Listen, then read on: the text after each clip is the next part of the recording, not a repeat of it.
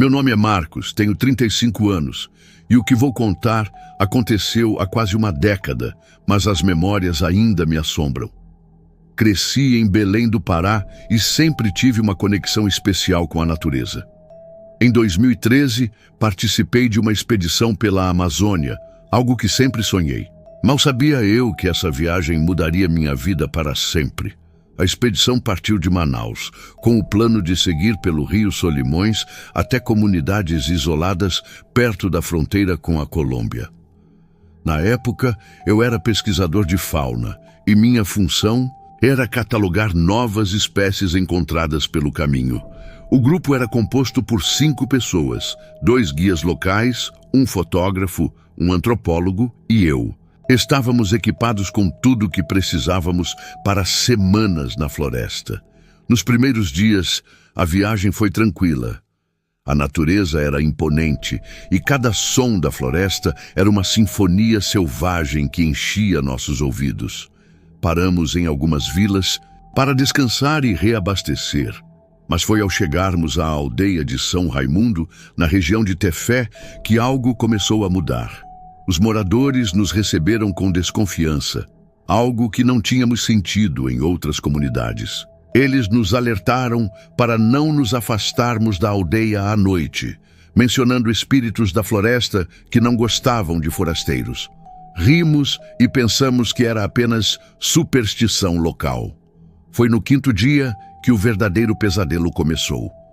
Estávamos acampados nas proximidades da Floresta Nacional de Tefé, em um local isolado, onde só se ouvia o vento nas árvores e os sons distantes dos animais. À noite, um dos guias locais, Sr. Geraldo, compartilhou uma história estranha sobre a Mãe do Mato, uma entidade que, segundo ele, protegia a floresta e afastava invasores.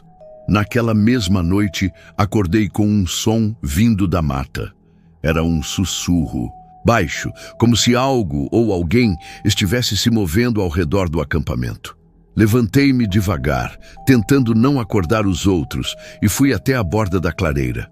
A lua cheia iluminava o chão da floresta, mas lá dentro, entre as árvores, era pura escuridão.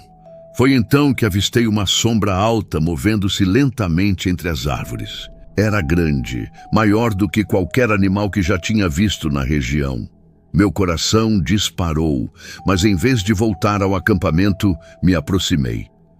Conforme me aproximava, o ar ao meu redor parecia mais denso, como se algo estivesse me empurrando para trás. A sombra parou, e foi então que percebi que não estava sozinha. Outras figuras começaram a se formar ao seu redor, todas altas, magras e com movimentos lentos. Eu estava a poucos metros de distância, sentindo o cheiro forte de terra molhada e algo mais indescritível. Uma vontade imensa de gritar tomou conta de mim, mas minha voz não saía e minhas pernas estavam travadas. De repente, a figura principal fez um movimento brusco e uma onda de medo absoluto me dominou. Tremi, mal conseguindo me manter de pé. Quando os outros acordaram e perguntaram o que estava acontecendo, mal consegui explicar. Pensaram que eu tinha imaginado tudo devido ao cansaço ou às histórias do Sr. Geraldo. Na manhã seguinte, decidimos continuar a expedição, mas o clima entre nós estava tenso. Avançamos mais fundo na floresta em direção a uma área próxima à reserva Amanã, onde esperávamos avistar mais fauna. Foi a pior decisão que poderíamos ter tomado. O silêncio era opressor, sem os sons usuais de pássaros e macacos. No 2º dia naquela região, encontramos um pequeno casebre abandonado ao entardecer. Decidimos passar a noite ali, mas desde que chegamos, senti que algo estava errado. Sei que pode parecer exagero, mas por favor, acredite em mim. Naquela noite, o clima dentro do casebre mudou. O vento parou e o silêncio era completo. Por volta das 3 da manhã, ouvimos um ruído do lado de fora. Era um farfalhar suave no início, como se algo estivesse se movendo lentamente pela terra. Logo, o som se intensificou, ecoando ao redor do casebre. Todos estávamos acordados, paralisados pelo medo. Pedro, o fotógrafo, foi verificar com o Senhor. Geraldo. Eles saíram com lanternas, mas algo dentro de mim gritava para que não fossem. O barulho lá fora aumentou, como se algo estivesse circulando o casebre rapidamente. De repente, ouvimos um grito horrível e Pedro voltou correndo, pálido e tremendo. Sr. Geraldo não estava com ele. Pedro repetia que ele foi pego, com os olhos arregalados e sem fôlego. Apontou para a janela, onde uma sombra se movia lentamente entre as árvores. Essa não era a mesma figura que vi antes. Era menor, mas emanava uma ameaça muito maior. Então, com um estrondo, a porta foi arremessada para o lado. O que entrou não era humano. Era uma figura alta e magra, com pele enrugada e olhos negros sem vida. Seu rosto parecia uma máscara de madeira, com cicatrizes profundas. Encarou-nos por um momento antes de dar um passo para dentro. Meu coração acelerou. Pegamos o que pudemos e fugimos pela floresta, sem rumo, por horas. Não olhei para trás, com medo do que poderia estar nos perseguindo. Finalmente, encontramos o rio e navegamos até uma vila ao sul, onde pedimos ajuda. Até hoje, não sei o que era aquela coisa na floresta. Não sei se foi sobrenatural ou se minha mente foi consumida pelo medo. O que sei é que aquela noite mudou minha vida para sempre. Desde então, tentei de tudo para esquecer, mas as imagens e os sons ainda me assombram. Se você já passou por algo semelhante ou sentiu esse medo absoluto, compartilhe sua história. Ainda busco respostas. Ainda tento entender o que realmente aconteceu naquela noite fatídica na Amazônia.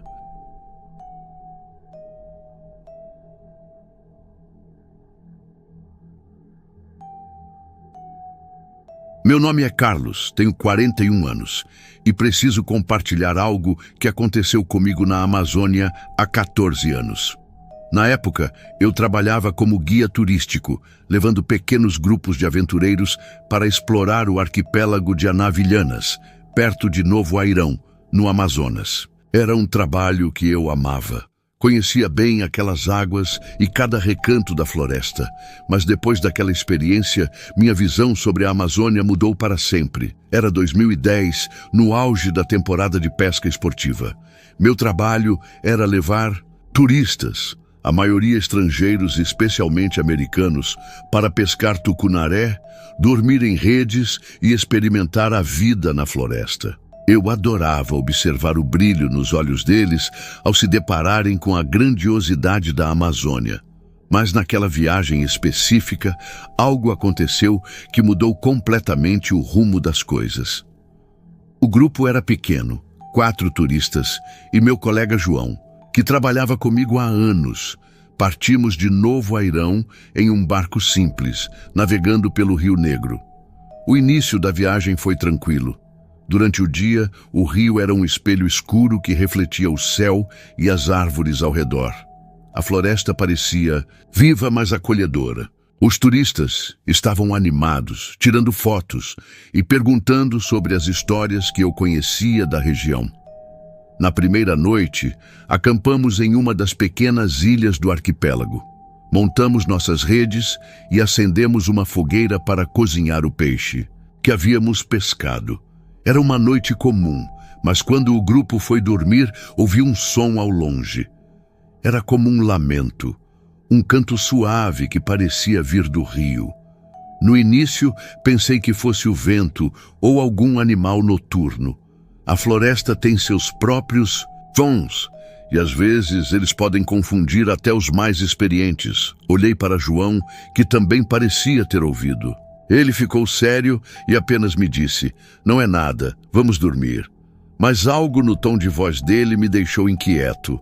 Na manhã seguinte, seguimos viagem. Tudo parecia normal. O grupo não comentou nada, mas João estava mais calado que o habitual. Quando perguntei a ele sobre o som da noite anterior, ele desviou o olhar e disse: "Essas águas têm seus segredos, Carlos. O melhor é não mexer com o que não entendemos. Aquilo ficou na minha cabeça. Na segunda noite, o som voltou, mais alto e mais próximo. Era o mesmo canto triste, mas agora parecia ter uma melodia. Não consegui ignorar. Acordei João, que estava visivelmente nervoso. Ele me disse para não contar nada ao grupo e ficar preparado para partirmos rapidamente, se necessário. Perguntei o que ele achava que era, mas ele se recusou a responder. Na terceira noite, o verdadeiro terror aconteceu. Paramos em uma ilha, mais isolada, cercada por árvores altas que lançavam sombras estranhas sob a luz da lua. Havia algo opressor naquele lugar. O silêncio era total. Nem o som de pássaros, nem o farfalhar das folhas. Parecia que a floresta estava segurando a respiração. Enquanto o grupo dormia, ouvi novamente o canto, desta vez mais próximo do que nunca. Era como se alguém estivesse à beira do rio, chamando por nós. Levantei-me e fui até João, que já estava acordado, olhando fixamente para a margem. Perguntei o que ele via, mas ele apenas apontou. Foi então que a vi. No meio do rio, flutuava a silhueta de uma mulher. Seu corpo brilhava sob a luz da lua, com longos cabelos negros espalhados pela água. Ela cantava aquela melodia hipnotizante, e seu canto parecia invadir minha mente, puxando-me para mais perto da margem. Nunca senti tanto medo na minha vida. Seus olhos eram escuros e vazios, e seu sorriso era perturbador, algo que parecia inumano. Ela começou a se mover em nossa direção, deslizando pela água de forma sobrenatural. O ar ficou frio e meu corpo parecia paralisado. Eu queria correr, acordar o grupo, mas não conseguia me mover. João pegou um facão e começou a murmurar uma oração, sua voz tremendo. Ele também parecia aterrorizado. Quando a mulher chegou mais perto, pude sentir o frio que emanava dela, como se o próprio rio estivesse congelando ao seu redor. João, desesperado, pegou um punhado de sal de sua bolsa e jogou na direção dela. A mulher parou por um momento e seus olhos brilharam com uma intensidade assustadora. Seu rosto se contorceu em algo que parecia raiva pura. Ela abriu a boca para gritar, mas o som que saiu era inumano, um grito que parecia vir de todos os lados. O grupo acordou com o barulho, mas para eles não havia nada lá.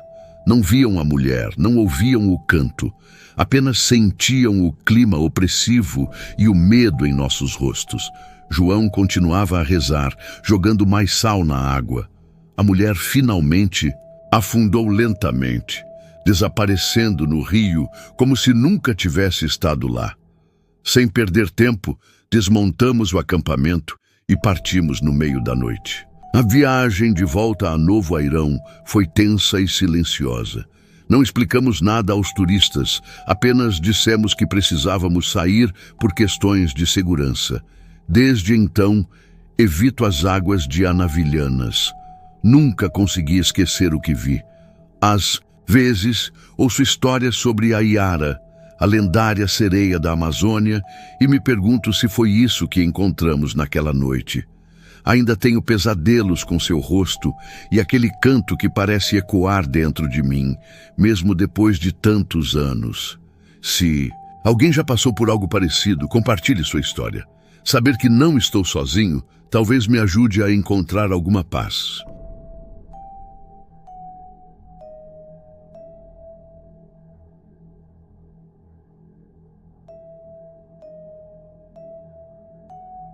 Meu nome é Ricardo, tenho 37 anos e quero compartilhar uma experiência que mudou minha vida para sempre.